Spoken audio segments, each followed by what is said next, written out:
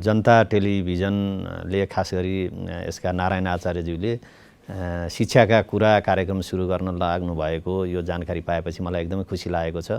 वास्तवमा हामीले शिक्षामा आलोचनात्मक प्रवृत्तिले हेर्ने, समालोचना गर्ने, वस्तुपरक विश्लेषण गर्ने कुराहरूको लागि यस्ता माध्यमहरूको जरुरत पर्छ र यो एउटा मञ्च हुनेछ भन्ने मलाई लाग्दछ र यसले शिक्षामा बहुआयामिक पक्षहरूमा नियमित रूपमा संवाद गर्ने, जनतालाई जानकारी दिने, त्यसपछि त्यसबाट एउटा चाहिँ नि सकारात्मक सोचको विकास गर्नको लागि यो कार्यक्रमले निरन्तरता पाओस् र यो कार्यक्रम सफल होस् भन्ने मैले शुभेच्छा प्रकट गर्दछु मेरो आफ्नो तर्फबाट र समग्र शिक्षा विज्ञान तथा प्रविधि मन्त्रालयको तर्फबाट यो कार्यक्रमको लागि यहाँहरूलाई हार्दिक शुभेच्छा।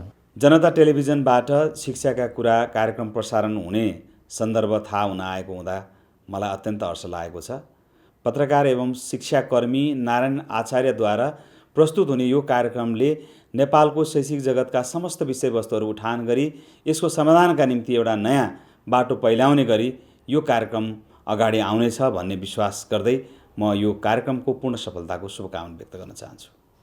शिक्षाको क्षेत्रमा यसका विषयवस्तु मुद्दालाई उजागर गर्दै शैक्षिक पत्रकारिताको जगतमा स्थापित व्यक्तित्व नारायण प्रसाद आचार्यले जनता टेलिभिजनमा शिक्षाका कुरा भन्ने कार्यक्रम सञ्चालन गर्न लाग्नु भएकोमा उहाँलाई हार्दिक बधाई दिँदै यो कार्यक्रमको सफलताको म शुभकामना दिन चाहन्छु।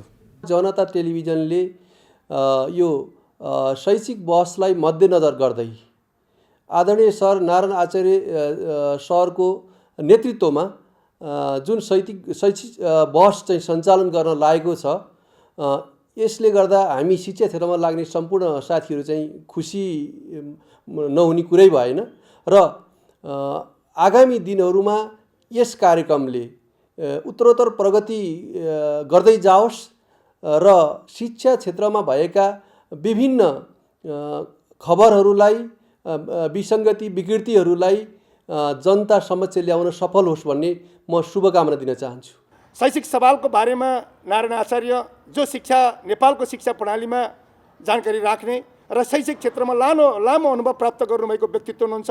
उहाँद्वारा सञ्चालन गर्ने शैक्षिक बहस, शिक्षाका विभिन्न आयामहरूमा गरिने बहस चाहिँ शैक्षिक क्षेत्रको निम्ति शैक्षिक क्षेत्रका तीनटै थर विद्यालय थर, महाविद्यालय थर र विश्वविद्यालय थर एवं औपचारिक अनौपचारिक तहको बारेमा आम शिक्षासँग सरकार राख्नेहरूलाई उचित जानकारी र चाहिँ कुराहरू सम्प्रेषण गर्ने काममा यसले सफलता मिल्नेछ भन्ने मैले अपेक्षा लिएको छु र म अन्तमा नेपाल शिक्षक महासङ्घको राष्ट्रिय अध्यक्ष जहाँ झन्डै 3.5 लाख विद्यालय कर्मचारी शिक्षकहरूको आबद्धता छ, त्यसको राष्ट्रिय अध्यक्षको हैसियतले यो कार्यक्रमको पूर्ण सफलताको कामना गर्दछु। शिक्षा र सञ्चारको क्षेत्रमा लामो समयदेखि आफूलाई स्थापित गराउँदै आउनुभएका शिक्षा तथा सञ्चारकर्मी नारायण प्रसाद आचार्यज्यूले जनता टेलिभिजनको शिक्षाका कुरा कार्यक्रम सञ्चालन गर्न लाग्नुभएको रहेछ।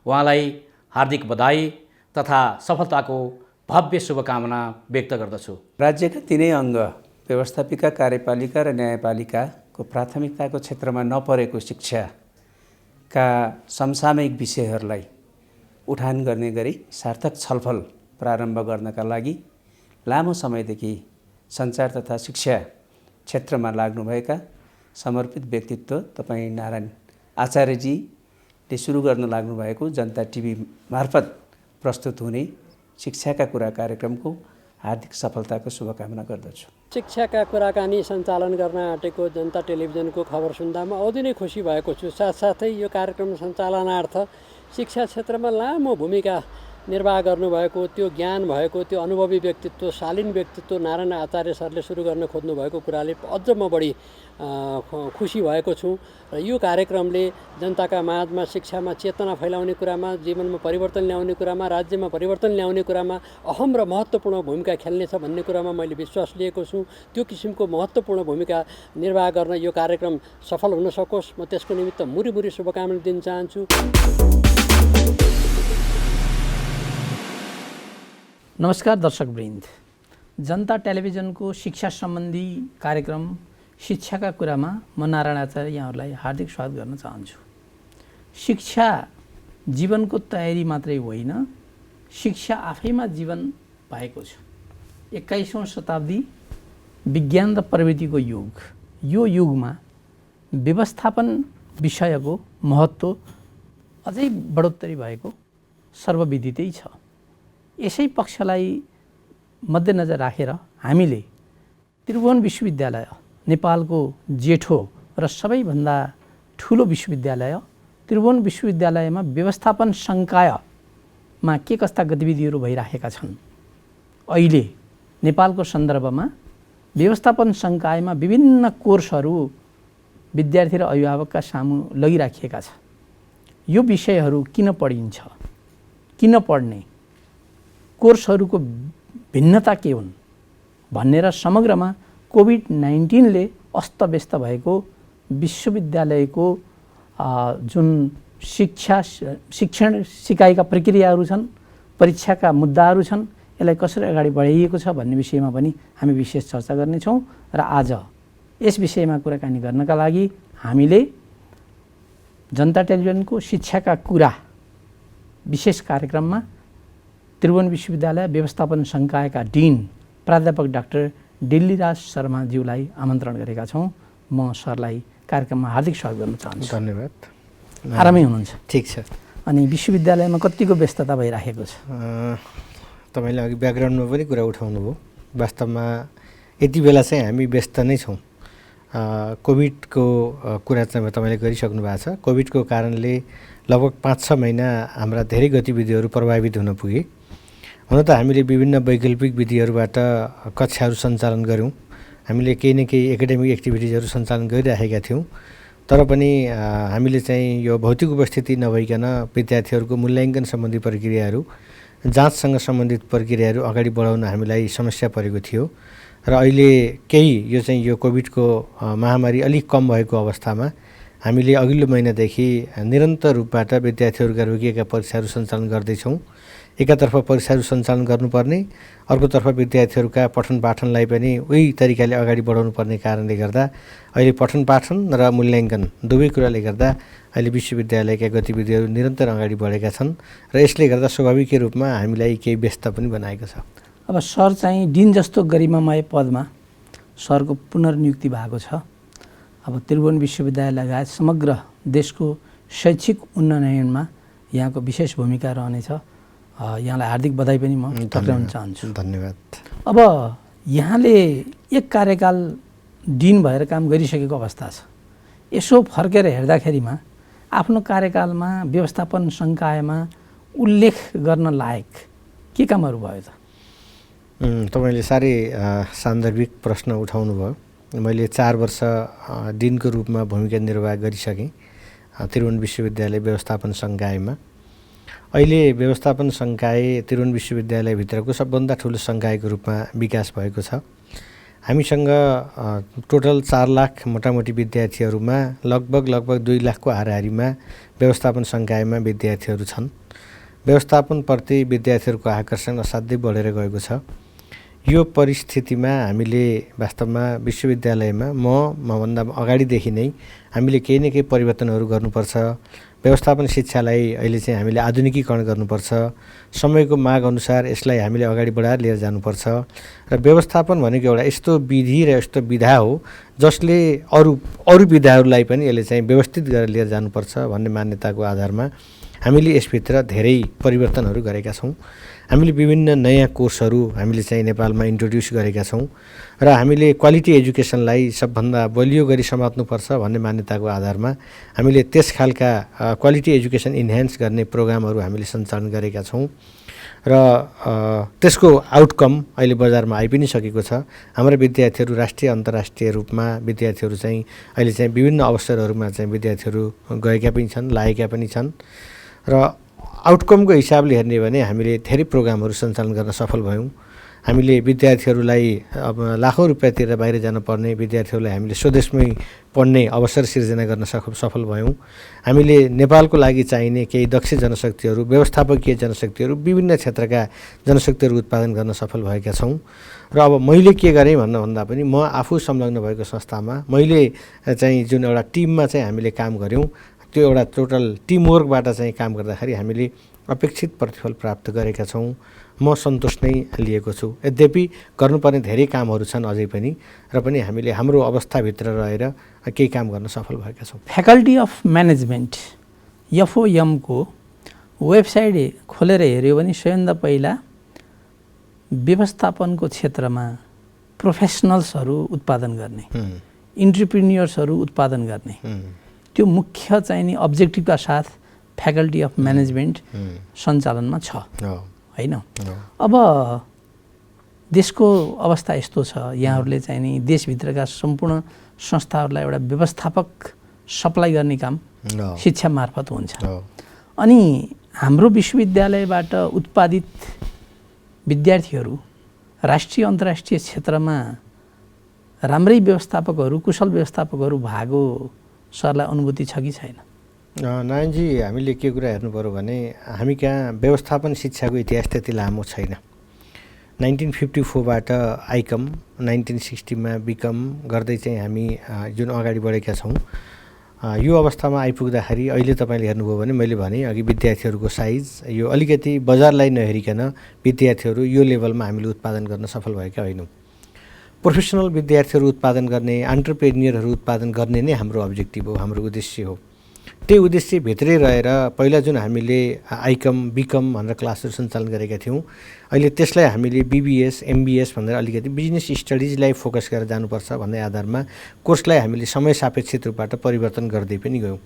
र त्यति मात्रै होइन, अब एन्टरप्रेन्युरहरू उत्पादन गर्नुपर्छ, प्रोफेसनल मेन पावरहरू उत्पादन गर्नुपर्छ, राष्ट्रिय अन्तर्राष्ट्रिय रूपमा चाहिँ प्रतिस्पर्धात्मक रूपबाट अगाडि जान सक्ने जनशक्ति उत्पादन गर्नुपर्छ र सोसियल एन्टरप्रेन्युरहरू पनि उत्पादन गर्नुपर्छ भन्ने मान्यताको आधारमा व्यवस्थापन संकायभित्र त्यस खालका विभिन्न विषयहरू हामीले विभिन्न किसिमका चाहिँ डिसिप्लिनहरूबाट क्लासहरू सञ्चालन गर्दै गयौँ। जस्तो यहाँलाई थाहा छ, हामीले बिबिए सञ्चालन गरेका छौँ, हामीले बिबिएम सञ्चालन गरेका छौँ, बिआइएम भनेर हामीले इन्फर्मेसन म्यानेजमेन्ट, त्यसै गरी हामीले hotel management, hospitality management, travel and tourism management, अहिले हामीले माउन्टेनियरिङ स्टडिजको क्लासहरू पनि सञ्चालन गरेका छौँ।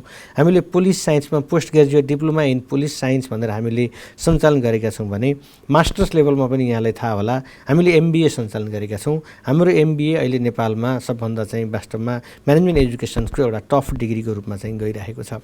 हामीले हेन्दोङ ग्लोबल युनिभर्सिटीसँग चाहिँ सहकार्य गरेर हामीले एमबिए जिएलएम सञ्चालन गरेका छौँ, एमबिए आइटी सञ्चालन गरेका छौँ, masters in finance and control भनेर हामीले सञ्चालन गरेका छौँ। गत सालदेखि हामीले एमबिए फाइनान्स भनेर हामीले स्पेसलाइज्ड एरियामा, फोकस्ड एरियामा पनि अब हामीले त्यस खालको चाहिँ हाई लेभल मेन पावर उत्पादन गर्नुपर्छ भन्ने कुरालाई हामीले जोड दिएर एमबिए फाइनेन्सको क्लासहरू सञ्चालन गरेका छौँ। अहिले यसै सालदेखि अब सेन्ट्रल डिपार्टमेन्ट अफ म्यानेजमेन्टमा हामीले एमबिए कर्पोरेट लिडरसिप, एमबिए मार्केटिङका क्लासहरू हामीले सञ्चालन गर्न गइरहेका छौँ। यसरी समयको आवश्यकता अनुसार त्यस्तो खालको प्रोफेसनल मेन पावर उत्पादन गर्नुपर्छ भनेर हामी लागेका छौँ।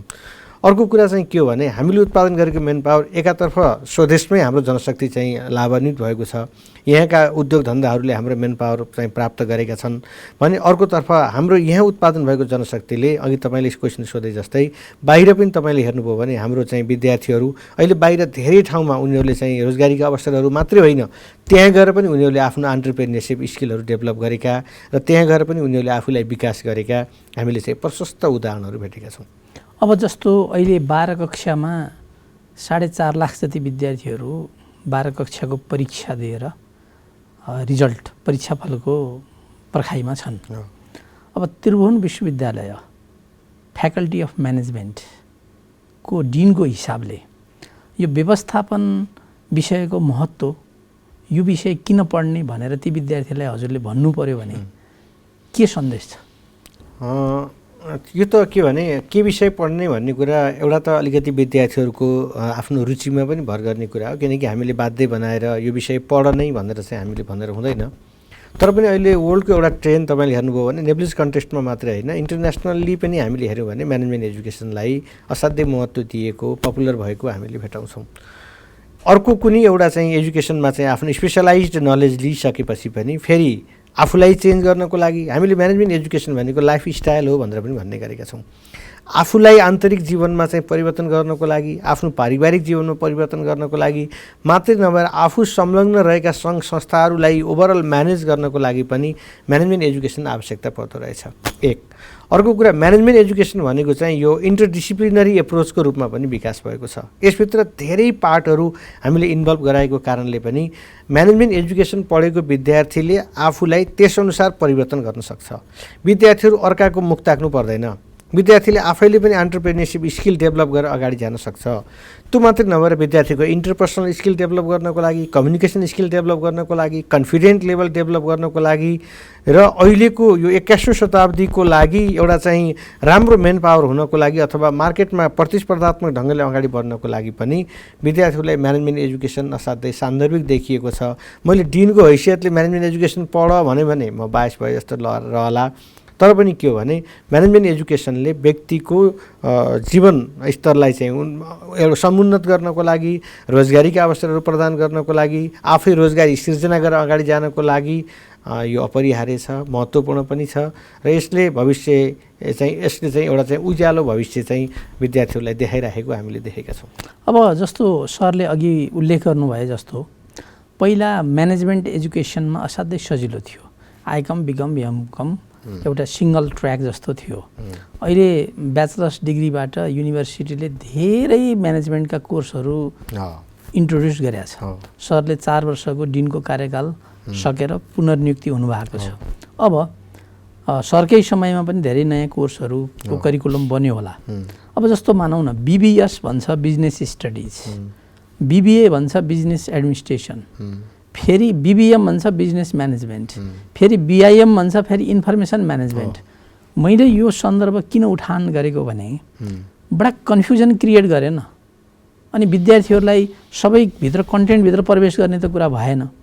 अनि युनिभर्सिटीले चाहिँ नि एफिलिएसन दिने आदि इत्यादि गर्ने भनेर शब्दमा खेलेर चाहिँ नि नयाँ नयाँ कलेजहरू खोल्ने, खालि युनिभर्सिटीको इन्कम सोर्सलाई एक्सटेन्सन गर्न खोजियो कि ती चाहिँ ह्युमन रिसोर्सेसहरू वास्तवमै मार्केटमा आवश्यक भएर हामीले त्यो गरिरहेका छौँ? होइन, हामीले के कुरा बुझ्नु पर्यो भने यो युनिभर्सिटीको फाइनेन्सियल स्ट्रेन्थनेससँग जोडिएको कुरा होइन। यो मैले अघि भने म्यानेजमेन्ट एजुकेसन भनेको इन्टरडिसिप्लिनरी एप्रोच हो। यसभित्र धेरै कुराहरू छन् भन्ने कुरा हामीले बुझ्नु पर्यो। पहिला पनि हामीले BBS MBS भन्दाखेरि पनि त्यहाँ हामीले specialised area marketing, finance, account, general management भनेर हामीले पहिला पनि भन्ने गर्थ्यौँ। म्यानेजमेन्टभित्र पनि हामीलाई विभिन्न स्पेसलाइज्ड एरियाका मेन पावरहरू मुलुकको लागि आवश्यक पर्ने कुरा हामीले बिर्सनु भएन। आज हामीले मुलुक चाहिँ म तपाईँलाई 2-4 इक्जाम्पल दिउँ। हामीले चाहिँ नेपाललाई चाहिँ एकदम टुरिज्म इकोनोमीको चाहिँ एकदम भाइबल ठाउँ हो, हाम्रो चाहिँ सबभन्दा ठुलो आधार भनेको टुरिज्म इकोनोमी हो भनेर हामीले भन्छौँ। उसो भए हाम्रो टुरिज्म इकोनोमीबाट चाहिँ हामीले देशको विकास गर्न सक्छौँ भने टुरिज्म इकोनोमीलाई प्रमोट गर्न सक्ने, टुरिज्म म्यानेजमेन्ट गर्न सक्ने मेन पावर हामीलाई चाहियो कि चाहिएन? म्यानेजरियल स्किल भएको, टुरिज्मभित्रको म्यानेजरियल स्किल भएको मेन पावर उत्पादन, त्यस खालको चाहिँ मेन पावर उत्पादन गर्नुपर्ने हाम्रो दायित्व, विश्वविद्यालयको दायित्व। त्यही कुरालाई फोकस गरेर हामीले के सञ्चालन गऱ्यौँ त भन्दा bachelors in travel and tourism management भनेर हामीले सञ्चालन गऱ्यौँ। म्यानेजमेन्टभित्रका कतिपय कोर्सहरू हाम्रा कोर कोर्सहरूको रूपमा रहेका हुन्छन्, तर कतिपय कोर्सहरू हामीले स्पेसलाइज्ड खालको मेन पावर उत्पादन गर्ने गरी नै हामीले चाहिँ कोर्स डेभलप गरेका छौँ। जस्तो ट्राभल एन्ड टुरिज्म म्यानेजमेन्ट गर्नको लागि हामीले bachelors in travel and tourism भन्यौँ। आज हाम्रोमा चाहिँ होटल म्यानेजमेन्टको कुराहरू आइराखेको छ। आज 5 स्टार होटलहरू खोल्नुपर्छ, राम्रो क्वालिटीको होटलहरू खोल्नुपर्छ, बाहिरबाट आएको चाहिँ राम्रो टुरिस्टलाई हामीले चाहिँ रिटेन गर्नको लागि हाम्रो हस्पिटालिटी राम्रो हुनुपर्छ भनेर हामीले भन्छौँ। तर तपाईँले अहिले पनि हेर्नुभयो भने कति होटलहरूमा गएर हामीले हेऱ्यौँ भने हाम्रो हस्पिटालिटी राम्रो नभएको कारणले 5 दिन बस्छु भनेर आएको चाहिँ टुरिस्ट पनि 3 दिनमा चाहिँ भिसा चाहिँ क्यान्सल गरेर हिँडेको हामीले देखेका छौँ। भने त्यस्तो खालको हस्पिटालिटी म्यानेजमेन्ट गर्नको लागि हामीले के भन्यौँ, bachelors in hotel management, masters in hospitality म्यानेजमेन्टको कोर्स हामीले त्यो कुरामा, त्यो विधामा हामीले दियौँ। आज तपाईँले हेर्नुभयो भने हाम्रो हिमाल, हामी के कुरामा धनी छौँ भन्दा हाम्रो सबभन्दा धनी एरिया भनेको हाम्रो हिमालयन एरिया हो। आज हिमालयनको म्यानेजमेन्ट के गर्ने, त्यहाँभित्रका चाहिँ धेरै विधाहरू छन्। त्यहाँभित्रको चाहिँ आयुर्वेदिक कुराहरू होला, त्यहाँभित्रको टुरिज्मको कुराहरू होला, त्यहाँभित्रका कुराहरूलाई म्यानेज कसरी गर्ने भन्नको लागि हामीले एडभेन्चर टुरिज्मको कुराहरू गऱ्यौँ, ब्याचलर्स इन माउन्टेनियरिङ स्टडिजको कुराहरू गऱ्यौँ। जहाँसम्म तपाईँले BBA को कुरा गर्नुभयो, प्रोफेसनल म्यानेजरहरू हामीले तयार गर्नु पऱ्यो। अन्डर ग्रेजुएट लेभलमा, हायर एजुकेसन लेभलमा हामीले चाहिँ त्यस खालका प्रोफेसनल मेन पावर हो जसले अर्गनाइजेसनमा गएर एन्टरप्रेन्योरसिप स्किलहरू डेभलप गर्न सक्छ, लिड गर्न सक्छ। त्यस्तो खालको म्यानेजरहरू तयार गर्नु पर्यो जसले इन्टरनेसनल सेक्टरमा पनि कम्पिट गर्न सकोस्। भन्ने उद्देश्यका साथ हामीले जस्तो त्यो कोर्सहरू डेभलप गऱ्यौँ। अब इन्फर्मेसन म्यानेजमेन्ट अहिलेको जमानामा टेक्नोलोजीको चाहिँ कुराहरू छ भने एउटा अर्गनाइजेसनभित्र हाम्रा धेरै मान्छेहरू चाहिँ खपत हुनुपर्ने हुन्छ, धेरै खालको चाहिँ जनशक्तिहरू उत्पादन गर्नुपर्ने हुन्छ।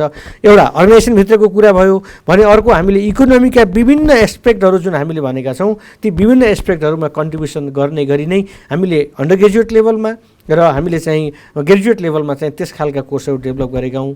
यो एफिलिएसन दिएर यो फाइनेन्सियल स्टेबिलिटी ल्याउनको लागि मात्र नभएर मुलुकको आवश्यकताको लागि। म यहाँलाई अर्को कुरा पनि के गरौँ भने हामीले कोर्सहरू डेभलप गरिरहँदा, करिकुलमहरू डेभलप गरिरहँदा हामीले इन्डस्ट्री एकाडेमिया डायलग पनि गरेका छौँ।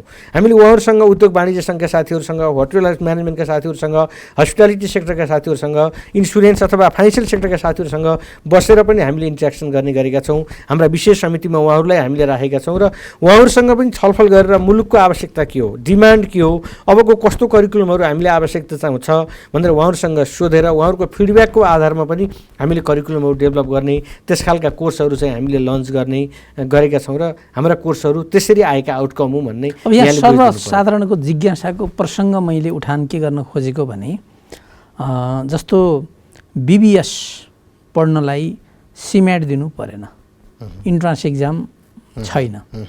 अब बिबिए पढ्दा हामीले सिम्याट गर्नु पर्यो होइन? त्यसले गर्दा एउटा शिक्षा वर्गीय हिसाबले अगाडि बढ्यो, हुने नहुने हाभ र हाभ नट्सको कुराहरू आयो। अनि त्यसै गरी जस्तो बिआइएम, बिबिएम, बिटिटिएम अघि सरले भन्नुभएका कोर्सेसहरूमा हाम्रो 4 इयर्सको कोर्समा हामीले 4th इयरमा गएर अप्सनल सब्जेक्टको रूपमा राखिदिएको भए त व्यवस्थापनका त लगभग 80-90% कुराहरू त उही नै हुन्। होटल म्यानेज गरे पनि, एउटा अफिस म्यानेज गरे पनि, ब्याङ्क म्यानेज गरे पनि फन्डामेन्टल म्यानेजमेन्टका प्रिन्सिपल्सहरू त उही होलान्। नारायणजी, तपाईँले उठाउनु भएको कुरा त ठिक छ, तर के हो भने कतिपय जुन कोर्सहरूको हामीले अब्जेक्टिभ राखेका छौँ अथवा जस्तो खालको मेन पावरहरू हामीले उत्पादन गर्नुपर्ने हुन्छ त्यो एउटा वर्षको अथवा एउटा सेमेस्टरको स्पेसलाइज्ड कोर्सले मात्रै पुग्दैन। जस्तो मैले अघि हस्पिटालिटीको कुरा गरेँ, हस्पिटालिटी सेक्टरमा हामीले बिएचएममा मात्रै विद्यार्थीहरूको लागि हामीले चाहिँ त्यहाँ उनीहरूलाई चाहिँ 1 वर्षको चाहिँ इन्टर्नसिप पिरियड राखिदिएका छौँ।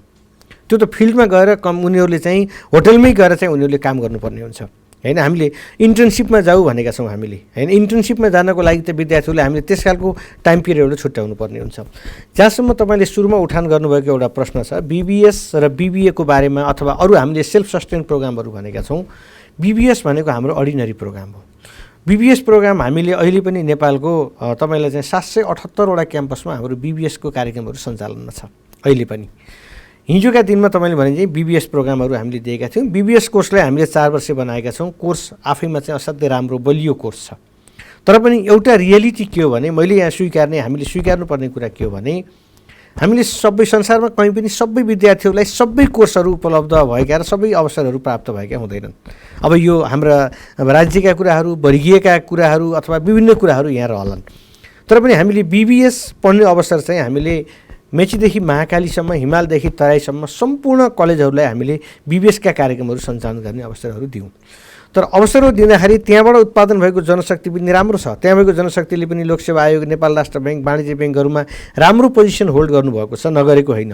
तर पनि त्यहाँ के छ भने अलिकति विद्यार्थीहरू अलिक कम रेगुलर हुने अथवा अलिकति चाहिँ दैनिक क्लासमा आउन नसक्ने व्यक्तिले पनि चाहिँ त्यहाँ काम गरेर पनि पढ्न पर्ने अवसरहरू भएका व्यक्तिहरूले पनि त्यसमा पढ्नुपर्ने भएको कारणले कहिलेकाहीँ विद्यार्थीहरूको चाहिँ एब्सेन्टिजमहरू बढी देखिने, कहिलेकाहीँ रिजल्टको टोटल पर्सेन्टेज चाहिँ अलि चाहिँ नदेखिने। र अर्को पार्ट के हो भने मैले पनि स्वीकार्नुपर्ने कुरा जति प्र्याक्टिकल नलेज हामीले त्यहाँ दिनुपर्ने हो विद्यार्थीहरूलाई, जति फिल्ड बेस्ड नलेज दिनुपर्ने हो त्यो नलेजको अलिकति चाहिँ अभाव त्यस कारणले गर्दा रहेको एउटा यथार्थता हो। तर पनि हामीले त्यहाँ पनि चाहिँ प्रोजेक्ट वर्कहरू राखिदिएका छौँ। त्यहाँ पनि चाहिँ हामीले चाहिँ कामहरू गराउनुहोस् भनेका छौँ र कुनै कलेजहरूमा त्यहाँ पनि असाध्यै कामहरू भएको विद्यार्थीहरूले राम्रो चाहिँ परिणामहरू चाहिँ प्राप्त गरेको अवस्था छ। भने अर्को मैले अघि तपाईँलाई भने हाइली प्रोफेसनल कोर्सहरू जहाँ हाइली हामीले स्पेसलाइज्ड एरियाहरू चाहिँ हामीले मेन पावरहरू उत्पादन गर्ने हामीले चाहिँ कोसिस गरेर चाहिँ कोर्सहरू बनायौँ। ती कोर्सहरूको हकमा अब किन पढ्न चाहने विद्यार्थीहरूको सङ्ख्या असाध्यै बढी हुने, तर सबै विद्यार्थीहरूलाई हामीले त्यस खालको अवसर पनि दिन नसकिने र सबैलाई त्यस खालको अवसर दिन खोज्दाखेरि चाहिँ हामीले त्यस खालको एउटा चाहिँ क्वालिटी भएको मेन पावर उत्पादन गर्न पनि नसकिने भएको हुनाले कम्पिटिटिभ बेसिसमा, मेरिट बेसिसमा हामीले चाहिँ त्यो विद्यार्थीहरू पढाउनु पर्ने कारणले पनि इन्ट्रान्स गर्नुपर्ने र इन्ट्रान्सको आधारमा सेलेक्सन गर्नुपर्ने र सेलेक्सनको आधारमा चाहिँ पढाउनु पर्ने, किनकि त्यहाँ हामीले कोटा सिस्टम फिक्स गरेको कारणले हामीले यो अर्कै प्रक्रियाबाट चाहिँ भर्ना अथवा पठन पाठनका विधि हामीले अवलम्बन गर्नु परेको। तर यो एकदमै डिस्क्रिमिनेसन गर्न खोजेर ह्याप्स र ह्याप्स नटको आधारमा जाओस् होइन, दुईटा वर्ग उत्पादन होस् भन्ने उद्देश्य चाहिँ होइन। अब यो हाम्रो चाहिँ कक्षा सञ्चालनका तौर-तरिकाहरूमा मात्रै फरक पर्न गएको। अब धेरै विद्यार्थीहरू स्नातक तहमा विद्यार्थीको सङ्ख्या अत्यधिक हुने हुँदाखेरिमा अब यो रिजल्ट पर्खेर बसेका विद्यार्थीहरू छन्। अब त्रिभुवन विश्वविद्यालयले सिम्याटको परीक्षा पनि सञ्चालन गर्नुपर्ने छ नै होइन। अब यो भर्ना प्रक्रियादेखि लिएर हाम्रा परीक्षाका कुराहरू सबै कोभिडका कारण प्रभावित भएका छन्। अब यसको लागि विश्वविद्यालयको विशेष योजना के छ? मैले अघि पनि भने अलिकति चाहिँ यो 5-6 महिना हाम्रो चाहिँ अहिले सेड्युल चाहिँ डिस्टर्ब हुन गयो, स्वाभाविकै रूपमा हो। हामीले यो अपेक्षा गरेका पनि थिएनौँ यो कोभिड यसरी आउला भन्ने कुरा, जुन हामी सबैले सोचेको भन्दा बेग्लै किसिमले जानुपर्ने बाध्यता भयौँ। त्रिभुवन विश्वविद्यालयका जाँचहरू सञ्चालन भइरहेका थिए, कति जाँचहरू चाहिँ हामीले चाहिँ पाइपलाइनमा थिए। हामीले अकस्मात पठन पाठन र जाँचहरू स्थगित गर्नुपर्ने अवस्था आयो, यहाँलाई यो कुरा अवगतै छ। तर अहिले हामीले चाहिँ अब जसरी पनि 1 वर्ष वा 1.5 वर्षभित्रमा हामीले अलिकति चाहिँ यो ग्याप रिड्युस गर्ने कोसिस गरेका छौँ। त्यही आधारमा नै अहिले हामीले जाँचहरू कुनै पनि दिन हामीले चाहिँ खाली नगरिकन चाहिँ दैनिक हामीले अहिले चाहिँ जाँचहरू सञ्चालन गरिरहेका छौँ भने पठन पाठन पनि हामीले त्यही ढङ्गले सञ्चालन गरेका छौँ। भर्खरै मात्र त्रिभुवन विश्वविद्यालयले एउटा सूचना जारी गरेको छ, कुनै पनि रूपबाट अब क्लासहरू सञ्चालन भएको हुनुपर्छ। स्थानीय प्रशासनसँग तपाईँहरू चाहिँ सहकारी गरेर अथवा उहाँहरूसँग स्वीकृति लिएर क्लास सञ्चालन गर्न सक्ने अवस्था छ, त्यसरी सञ्चालन गर्नुहोस् होइन। अनलाइन अथवा अन्य वैकल्पिक विधिबाट सञ्चालन गर्नुपर्ने छ, त्यो विधिबाट सञ्चालन गर्नुहोस् भनेर हामीले चाहिँ पत्रचार पनि गऱ्यौँ, हामीले सर्कुलर पनि गऱ्यौँ र अहिले अधिकांश क्याम्पस कलेजहरूमा चाहिँ हाम्रा पठन पाठनहरू सञ्चालन पनि भइरहेका छन्। र सुखद कुरा छ, जाँचहरू असाध्यै राम्रो सञ्चालन भएको छ। इभन परीक्षा नियन्त्रण कार्यालय बल्खुले लिने जाँचमा समेत अहिले 90% विद्यार्थीहरूको उपस्थिति छ। अघिल्लो जाँचहरूमा जति विद्यार्थीहरू चाहिँ एब्सेन्ट हुने गर्थ्यो, अहिले एब्सेन्टको ट्रेन्ड चाहिँ असाध्यै कम छ। विद्यार्थीहरू पढ्न खोज्नु भएको छ, विद्यार्थीहरू चाहिँ टाइममा जाँचोस् भन्नुभएको छ र हामी पनि असाध्यै हाइली कमिटेड छौँ विद्यार्थीहरूको सकेसम्म कमभन्दा कम ग्यापमा जाँच सञ्चालन गर्न सकियोस् अथवा कम ग्यापमा सेसन मेन्टेन गर्न सकियोस् भनेर हामी लागिरहेका छौँ। धेरै विद्यार्थीहरूको अहिले चाहना प्रोफेसनल कोर्स गरौँ भन्ने पनि रहन्छ। जस्तो अहिले एक्जिस्टिङ अवस्थामा नेपालको आइक्यानको सिए अनि विदेशी बोर्डहरूको जस्तो एसिसिएहरू पनि नेपालमा पढाइ भइरहेको अवस्था छ। अब यी प्रोफेसनल कोर्सेसहरूलाई युनिभर्सिटीले सर्टिफिकेसन नगर्दा अनि केही समस्याहरू भएर विद्यार्थीहरूलाई दुःख भएको कुराहरू सुन्नमा आएको छ। अब आज सरसँग भेट्दाखेरिमा त्यो कुराहरू उठाइदिउँ भन्ने धेरै पक्षबाट अनुरोध पनि आएको हुँदाखेरिमा यो सन्दर्भमा सरले के इन्फर्मेसन प्राप्त गर्नुभएको छ, के हुँदैछ विश्वविद्यालयभित्र? एउटा इस्यु तपाईँले उठाउनु भयो, कुरा ठिकै हो। तर हामीले विगतमा केही डिग्रीहरू प्रोफेसनल कोर्सहरूलाई पनि इक्विभ्यालेन्ट डिग्रीहरू दिँदै आएको पनि यहाँलाई जानकारी नै छ। तर बिचमा अहिले एउटा इस्यु के उठ्यो भने प्रोफेसनल कोर्सहरू जुन युनिभर्सिटीमा पठन पाठन हुँदैन, युनिभर्सिटीका चाहिँ आफ्ना कोर्सहरू अथवा करिकुलम अन्तर्गत सञ्चालन गरेका छैनन् भने तिनीहरूलाई इक्विभ्यालेन्ट गर्ने कि नगर्ने भन्ने एउटा चाहिँ ठुलो इस्यु उठेको छ। किनकि विश्वविद्यालय भनेको हामीले के बुझ्नु पर्यो भने विश्वले युनिभर्सले त्यसलाई एक्सेप्ट गरेका कोर्सहरू पढाउँछ, त्यो जहाँ गए पनि मार्केटेबल हुन्छ, त्यसलाई वाइड एरियामा चाहिँ त्यसको एक्सेप्टेन्स छ भन्ने आधारमा विश्वविद्यालय भनेको र विश्वविद्यालयका कोर्सहरूलाई रिकगनाइज गर्ने हो। तर केही कोर्सहरू कस्ता भयो भने तपाईँ चाहिँ कुनै इन्स्टिच्युटले त्यसलाई ओनरसिप लिएर पढाएको छैन अथवा कुनै कोचिङ सेन्टरको रूपमा वा कुनै रूपमा चाहिँ एउटा सिप सिक्नको लागि, निश्चित सिप आर्जन गर्नको लागि केही कोर्सहरू सञ्चालन गरिए र ती कोर्सहरूको आधारमा कुनै एउटा इन्स्टिच्युटले चाहिँ उसलाई मान्यता दिएको आधारमा व्यक्तिहरूले चाहिँ रोजगारीका अवसरहरू प्राप्त गर्नुभयो अथवा उहाँहरू हाइली स्किलफुल पनि हुनुहुन्छ। मैले चाहिँ त्यसमा त्यो भन्दिनँ। अब त्यसलाई युनिभर्सिटीले रिकगनाइज गर्ने कि नगर्ने भन्नको लागि युनिभर्सिटीका सर्टेन कोर्सहरूसँग सर्टेन नर्म्सहरूसँग उहाँहरूको चाहिँ इक्विभ्यालेन्सी हुनु पर्यो। इक्विभ्यालेन्ट हुनु पर्यो भन्ने मान्यताको आधारमा केही कोर्सहरूलाई इक्विभ्यालेन्ट गर्ने कि नगर्ने भन्ने एउटा चाहिँ इस्यु उठेको हो र त्यसमा पनि हामीले अध्ययन गरिरहेका छौँ र हामीले कसैलाई पनि अन्याय गर्नु हुँदैन। पढेको विद्यार्थीहरूले आफूले पढेको विषयमा उसले चाहिँ त्यसअनुसारको चाहिँ एउटा रिकग्निसन पाउनुपर्छ, यो एउटा जेन्युन कुरा हो। तर पनि त्यो रिकग्निसन पाइरहँदाखेरि उसको टोटल कोर्स कति पढेको छ त्यहाँ, अनि कति कोर्स उसले पढ्न बाँकी छ, अथवा युनिभर्सिटीको कुनै पनि डिग्रीसँग इक्विभ्यालेन्ट हुनको लागि उसको कति ल्याप्सेस छ, कति कोर्स पुगेको छैन, त्यो कुराहरू हेरेर आवश्यकता अनुसार त्यति कोर्स उहाँहरूले त्यति क्रेडिट पढ्नुपर्ने हो कि छुट्टै होइन, त्यो पढ्नुपर्ने र त्यो पढिसकेको अवस्थामा यो डिग्री दिने वा यो डिग्री दिन नसकिने भन्ने निर्णय चाहिँ गर्नेमा विश्वविद्यालय पुगेको छ। पाठ्यक्रम विकास केन्द्रले पनि यसको तयारी गरेको छ। फ्याकल्टी अफ म्यानेजमेन्टले पनि हामीसँग रिलेटेड कोर्सहरूलाई हामीले पनि निकै नजिकबाट हेर्ने कोसिस गरेका छौँ। स्वाभाविक रूपमा तपाईँले भने जस्तै धेरै विद्यार्थीहरूको चाहिँ यसमा चासो छ र हामी सकेसम्म छिटो नै त्यसलाई चाहिँ सम्बोधन गर्ने कोसिस गरेका छौँ। तर मैले एउटा कुरा चाहिँ मेरो अनुरोध के हो भने हामीले एकाडेमिक डिग्री लिन खोजेका हौँ कि प्रोफेसनल डिग्री लिन खोजेका हौँ, यो कुरालाई ध्यान दिनुपर्ने हुन्छ। प्रोफेसनल डिग्री लिन खोजेको भने प्रोफेसनल सर्टिफिकेटमै चित्त बुझाउनु पर्ने हुन्छ। उनीहरूको एकाडेमिक कन्टिन्युएसन, एकाडेमिक करियरको कन्टिन्युएसनको प्रश्न होला। ठिक हो, एकाडेमिक डिग्रीको कन्टिन्युएसन हो भने त्यसमा के ल्याकिङ छ, त्यो ल्याकिङ चाहिँ म पुरा गर्छु भन्ने कमिटमेन्ट उहाँहरूबाट पनि आउनु पर्यो। किनकि ल्याकिङमै म चाहिँ जम्प गर्छु भन्ने चाहिँ मान्यता एउटा कन्डिसन हामीले दिन सक्यौँ। कन्डिसन आउन सक्छ, जुन कन्डिसन अब डिसिजन भएर आउँछ त्यो कन्डिसनमा चाहिँ उहाँहरू पनि जानु पर्यो। विश्वविद्यालयले पनि त्यति भइसकेपछि उहाँहरूलाई चाहिँ रिकग्नाइज गर्नुपर्छ। अब हामी कार्यक्रमको अन्तमा आएका छौँ। जाँदा जाँदै अब विश्वविद्यालयमा धेरै प्राध्यापकहरू हुनुहुन्छ, विद्यार्थीहरू छन्, अब परीक्षाहरू सञ्चालन भएन, फेस टु फेस क्लास लिने अवसरहरू मिलेनन्, ती आम विद्यार्थी प्राध्यापकहरूलाई सर के भन्न चाहनुहुन्छ? होइन, यो एकदमै कोभिडको महामारीको अवस्थामा पनि वास्तवमा धेरै क्याम्पस कलेजहरूमा क्लासहरू सञ्चालन भए। हाम्रा प्राध्यापक साथीहरूले एकदम विषम अवस्थामा पनि क्लासहरू लिइदिनु भयो। वास्तवमा हामीले सोचेभन्दा पनि क्लासहरू चाहिँ राम्रोसँग सञ्चालन भए पछिल्ला दिनहरूमा हामीले त्यो आउटकम पनि पाएका छौँ। विद्यार्थी भाइ बहिनीहरू, अभिभावकज्यूहरू पनि अप्ठ्यारो अवस्थामा हुनुहुन्थ्यो। त्यस्तो अवस्थामा पनि विद्यार्थी भाइ बहिनीहरू दूर दराजसम्म पनि उहाँहरू चाहिँ वैकल्पिक विधिहरूका पठन पाठनमा पनि कति जोडिन पाउनुभयो, कति पाउनु भएन र त्यही कुरालाई मध्यनजर गरेर हामीले धेरै नीतिगत निर्णयहरू पनि गरेका छौँ। अब जाँच सञ्चालन गर्नुपर्ने छ, एकाडेमिक क्यालेन्डर मेन्टेन गर्नुपर्ने छ। पढेका विद्यार्थीहरूले छिटो जाँच होस् भन्ने चाहनुहुन्छ, नपढेका विद्यार्थीहरूले केही क्लास भइदियोस् भन्ने चाहनुहुन्छ। भन्ने कुरालाई मध्यनजर गरेर हामीले अलिकति सेड्युलिङलाई पनि हामीले हेर्दैछौँ र त्यही आधारमा क्रमशः हामीले परीक्षा फारमहरू चाहिँ निष्कासन गर्दैछौँ। हामीले आशा गरेका छौँ अब यस्तै समय रह्यो भने भर्खरै एउटा निर्णय पनि आएको छ, सिएमसीले क्याबिनेटमा चाहिँ पठाउँदैछ शिक्षण संस्थाहरू खोल्ने भनेर। त्यो भयो भने हामीले केही समय भौतिक क्लासहरू पनि सञ्चालन गर्ने तयारी पनि गर्दैछौँ र जाँचहरू अब हाम्रा सुरु भइरहेका छन्। अहिलेसम्म प्राध्यापक साथीहरूले, विद्यार्थी भाइ बहिनीहरूले, अभिभावकहरूले अथवा नागरिक समाजले जुन सहयोग गर्नुभयो, वास्तवमा विश्वविद्यालय आफैले मात्र गर्न सक्ने कुरा होइन, यो सबैसँग प्रत्यक्ष वा अप्रत्यक्ष रूपमा जोडिएको विषयवस्तु भएको हुनाले हामीले सबैबाट सहयोग पनि पाएका छौँ र उहाँहरूकै सहयोग लिएर आगामी दिनमा सकेसम्म विद्यार्थीहरूको क्यालेन्डरलाई नबिगारिकन अगाडि जाने हामीले कोसिस गरेका छौँ। म आशावादी पनि छु र त्यति ठुलो ह्याम्पर चाहिँ भएको छैन, तर केही समयमा अलिकति जुन ढिलो हुन गयो त्यसलाई हामीले करेक्सन गर्ने लाइनमा छौँ र सबैको हामीले अहिले विश्वविद्यालयले सबैबाट सहयोगको हामीले चाहिँ अपेक्षा पनि गरेका छौँ।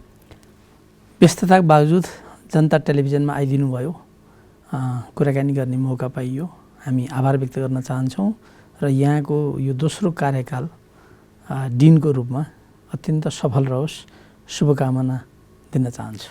तपाईँको यो असाध्यै राम्रो कार्यक्रम, जुन प्रभावकारी कार्यक्रम छ शिक्षासँग सम्बन्धित, यसमा आमन्त्रण गरेर विश्वविद्यालयको तर्फबाट, फ्याकल्टी अफ म्यानेजमेन्टको तर्फबाट मेरा केही धारणाहरू, विचारहरू राख्ने अवसर दिनुभयो। म यहाँलाई पनि एकदमै धन्यवाद दिन चाहन्छु र तपाईँको यो कार्यक्रमलाई शुभकामना पनि दिन चाहन्छु। धन्यवाद। दर्शकवृन्द, हामीले भर्खरै कुरा गऱ्यौँ त्रिभुवन विश्वविद्यालय व्यवस्थापन संकायका डिन प्राध्यापक डाक्टर डिलराज शर्माज्यूसँग शिक्षाका कुराको अर्को श्रृङ्खलामा अर्को विशेष शैक्षिक व्यक्तित्वका साथ उपस्थित हुने बाचा गर्दै आजको कार्यक्रमबाट म नारायण आचार्य यहाँहरूबाट बिदा हुन चाहन्छु। यो कार्यक्रम हेर्दै गर्नुहोला। यहाँहरूले जनता टेलिभिजनमा हरेक बिहिबार बेलुकी 26मा यसको पुनर्प्रसारण शुक्रबार 2:20 मा र युट्युबमा पनि हेर्न सक्नुहुनेछ। यहाँहरूको सकारात्मक पृष्ठपोषणको अपेक्षा छ। आफ्नो ख्याल राख्नुहोला। हस्त। धन्यवाद।